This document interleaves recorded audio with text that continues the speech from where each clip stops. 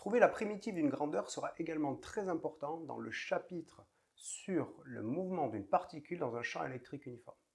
Nous allons retrouver les équations horaires de vitesse et de position à partir d'une accélération.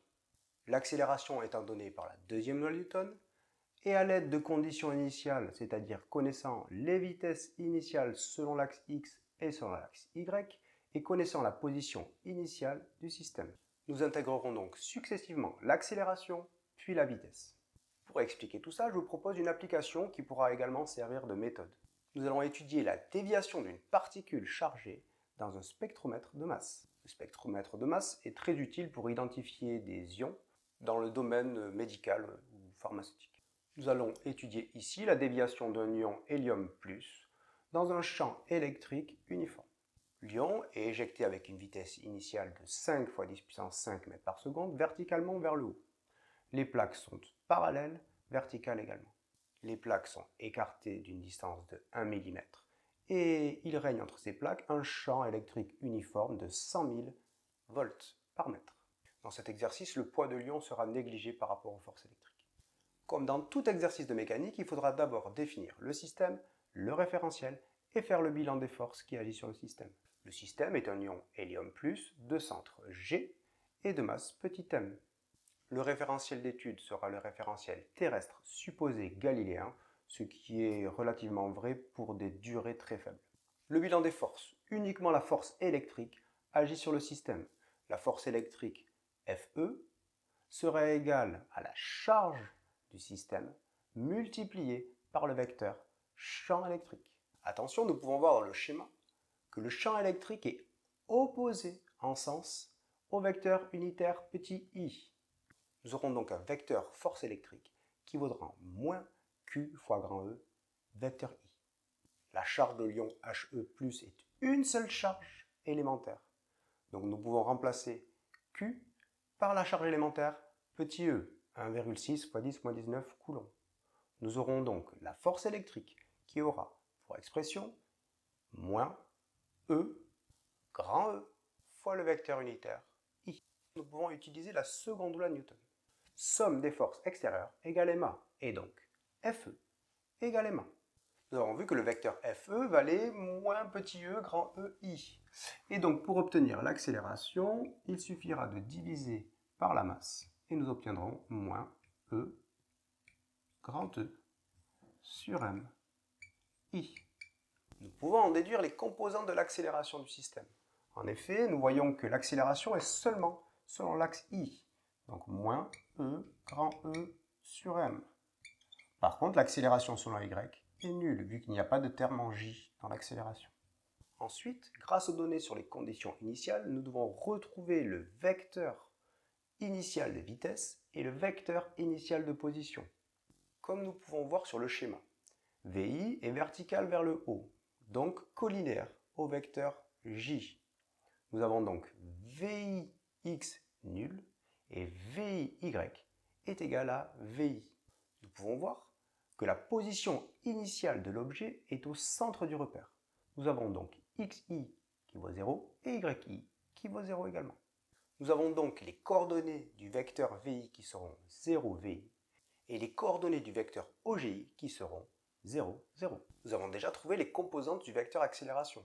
Et nous savons que l'accélération est la dérivation de la vitesse par rapport au temps. Nous pouvons donc retrouver la vitesse en trouvant la primitive des composantes de l'accélération.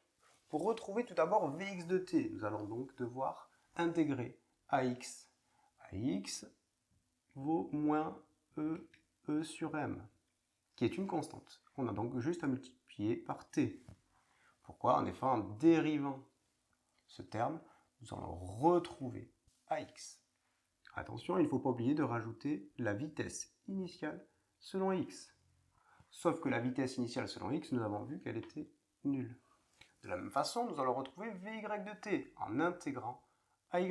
AY est 0. Donc Vy sera une constante, car une constante dérivée sera nulle.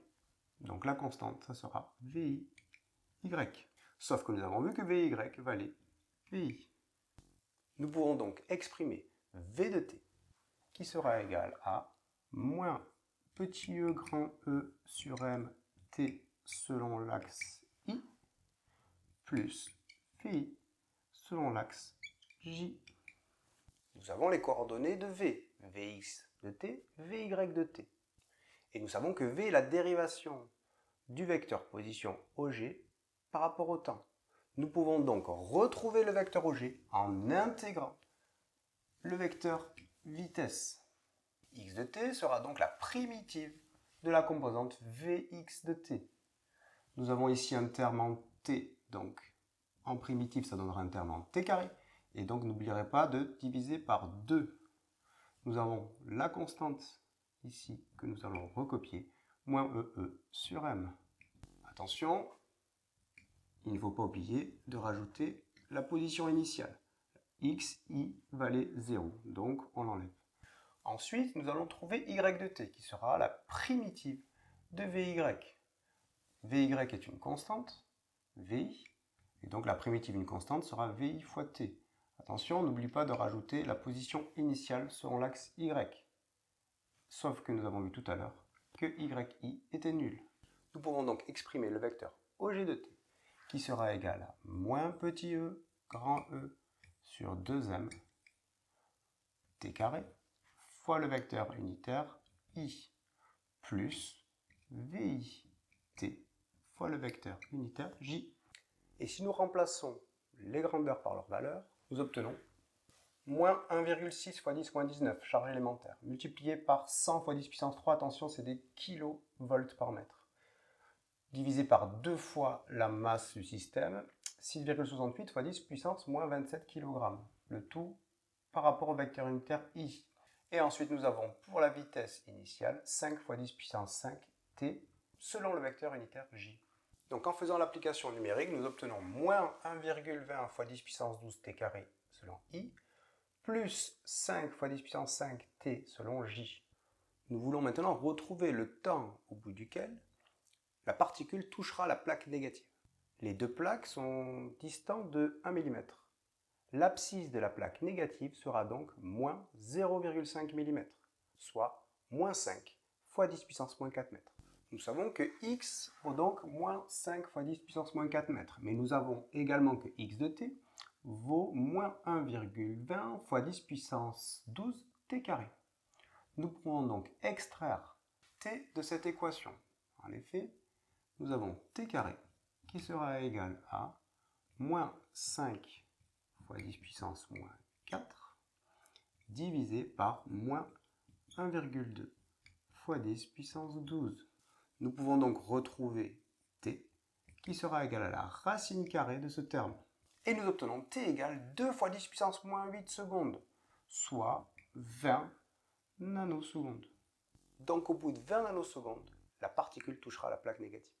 Cette vidéo touche à sa fin. N'hésitez pas à vous abonner à ma chaîne et à poser vos questions dans les commentaires.